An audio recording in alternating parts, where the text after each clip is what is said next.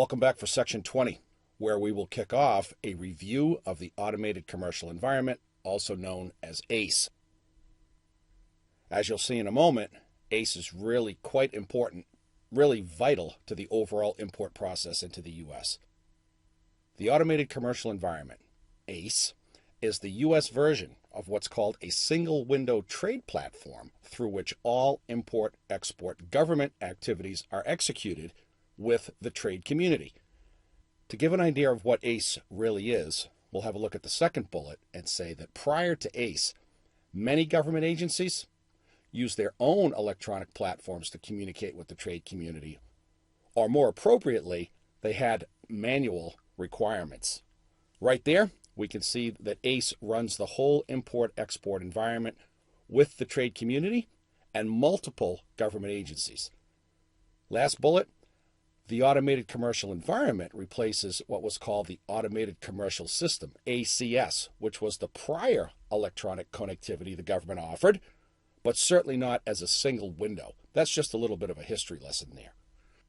The operative phrase and what we were talking about in the previous slide is the trade community. How do the various players in an import supply chain communicate with the U.S. government? First off, access to ACE requires an account setup through the ACE Secure Data Portal, the ACE portal as it's called. That's for customs brokers, can be importers as well, the trade community. Second, and this is a more connectivity/communication point, reporting and or messaging via ACE can be done in a number of ways. Directly via the portal itself. A big item here, electronic data interchange, EDI, which we'll be talking about more frequently. And then, also very important, the upload of forms to ACE via what is called the document image system. That last sub-bullet we'll see again, but if customs requires or another partner government agency requires documentation, it's not in a hard copy format. It's uploaded into ACE via DIS, this document image system. And that can become really quite important. A quick trade tip. For purposes of filing customs entries, the automated broker interface is still required, which is the interface system for sending those electronic data interchange messages to and from ACE. ABI is that electronic system through which parties can send electronic messages back and forth through ACE. Basically, for example, a customs broker couldn't do an entry through ACE without ABI, the automated broker interface. The transition to ACE has taken many years, and there are still some things that have to be done outside of ACE, but as we see starting on this slide, there's lots of stuff that does go on in ACE. It is an import-export system. We're going to focus on the import side.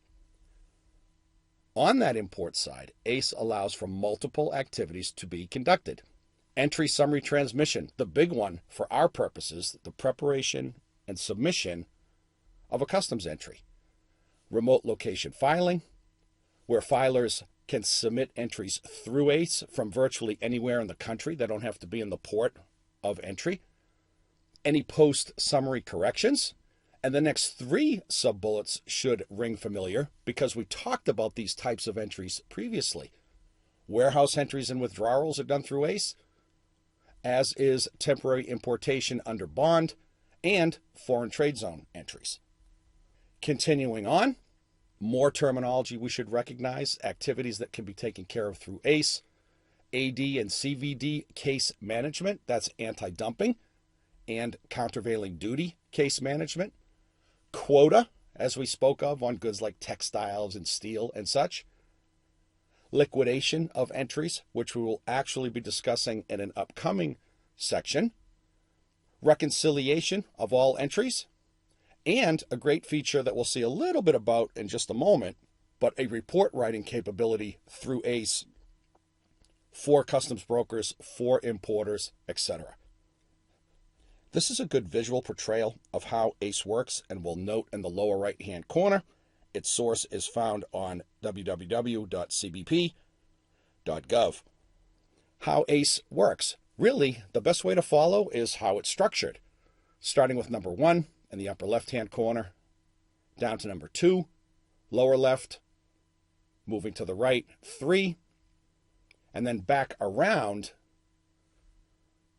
to the very beginning where we see in the center trade. And what customs means by trade is the trade community, as we spoke of a moment ago. Importers, customs brokers, carriers, etc. We'll start on that left-hand side where we see trade community files data directly to ACE. Now that's not entirely true. Actually, there's an EDI component there because we see following those 2 arrows EDI interfaces and then directly through the ACE portal. That's fine. That's a technological detail that operators in the day-to-day really don't need to worry too much about. But the fact remains, there's EDI interfaces and communication directly through ACE. For our purposes, on that left-hand side, we as an importer or our customs broker on our behalf can engage in activities such as ISF data filing, import-export manifests, that's for carriers actually, electronic inbounds as we spoke of a moment ago, the actual entries themselves and the entry summaries, that's our focus, and down the list we go. We'll notice in number 2 that as ACE processes, stores, and shares data, other partner government agencies, which are shown on the very bottom, also have access to ACE. We can see more visibly the USDA, but of course the Food and Drug Administration, Consumer Product Safety Commission. We will note on the lower right-hand side, as Customs itself says, ACE interacts with PGA systems to allow interagency processing. Previously, that was not a single window activity. There was a lot of manual communication back and forth. There was electronic communication back and forth, but never on a single platform. That's why this is called the single window.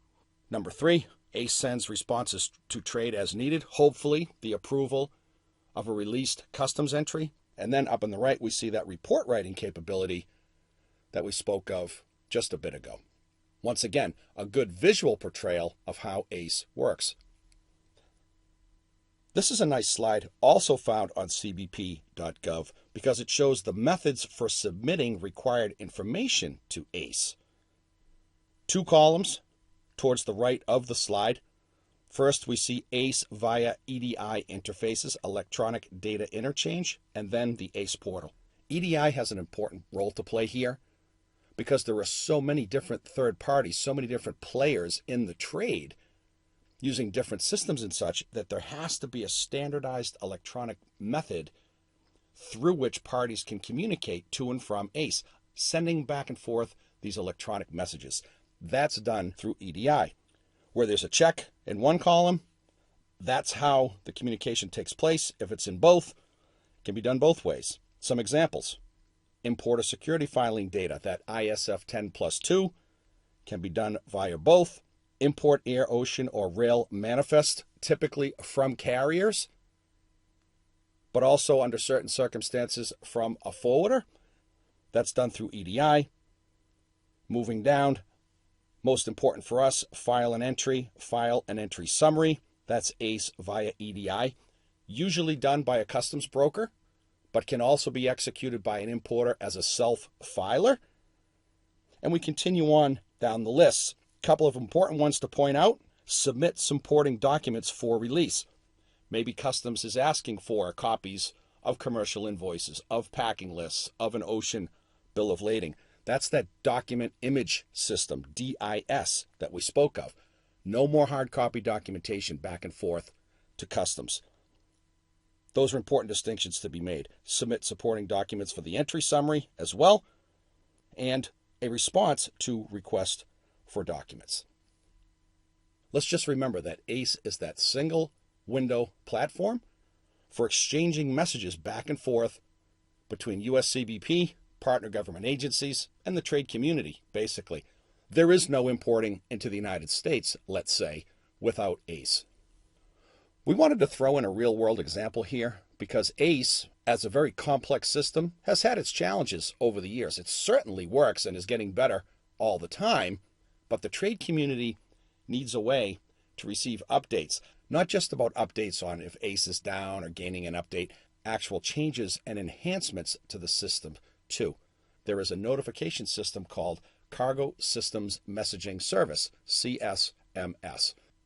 As a licensed customs broker working for a large 3PL, you get asked fairly frequently about ACE, what it does, how it works, and if it ever has technical issues. One of the things your customers ask you the most about is how an importer is supposed to know if ACE goes down or if there are upgrades going on or temporary systems glitches, etc. How should you respond? Second paragraph. First off, you can begin by saying that the transition to a single window trade platform for all import-export activities with the government, that's a daunting task, so there will always be challenges. Specific to ACE, anyone using the portal should avail themselves of the online videos and training materials that are offered, and they are extensive, to be found through cbp.gov. There are lots of great tools there. The trade community really should avail itself of their availability. Third paragraph. In a real-time sense, on a day-to-day basis, the best tool for keeping up with the operating status of ACE is the Cargo System Messaging Service, CSMS, which is an automated email notification tool that the trade community can sign up for. If ACE is experiencing issues or is down or going through upgrades, an email goes out to whoever is signed up for the service. We can see a rather lengthy link there, but it can also be found fairly easily on that cbp.gov website. Continuing with our real-world example, this is the actual landing page for CSMS. And as you see, right below where it says About the Cargo Systems Messaging Service, welcome to US CBP's Cargo Systems Messaging Service. It is one of CBP's methods for communicating to our trade partners news and updates on our automated systems, namely ACE. If you'd like to receive an immediate notification of new CSMS messages, just click on the button and off you go. Out in the real world, working in imports, it's really a quite helpful tool.